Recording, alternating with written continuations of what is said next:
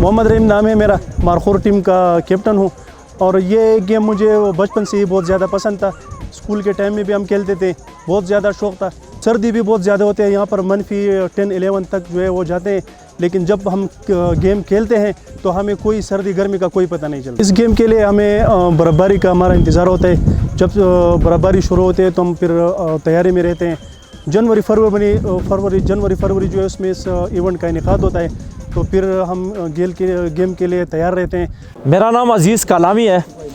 Snow kabaddi championship करवाने का बुनियादी मकसद जो है यहाँ के नौजवानों को खेलों की तरफ राग़िब करना है। सर्दियों में वादी कालाम से ज़्यादातर लोग माइग्रेट कर जाते हैं। जो बाकी यहाँ पे रहते हैं उनके लिए इस तरह की कोई सरगर्मियाँ यहाँ पे नहीं होती।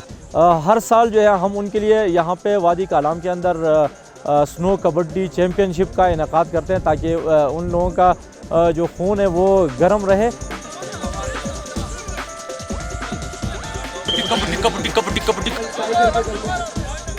सर्दियों में सयाह हजरात जो है वो बिल्कुल भी जो है इन सफ़ेद वादियों का रुख नहीं करते।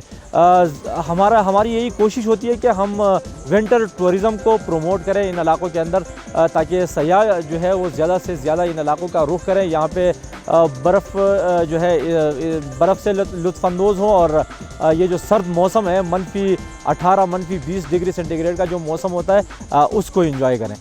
कालाम में बहुत सारे ऐसे खिलाड़ी मौजूद हैं जो इस इवेंट में हिस्सा भी लेते हैं हर साल, और वो चाहते हैं कि ये जो गेम है ये सूबाई सतह बल्कि इंटरनेशनल सतह पर चले जाए।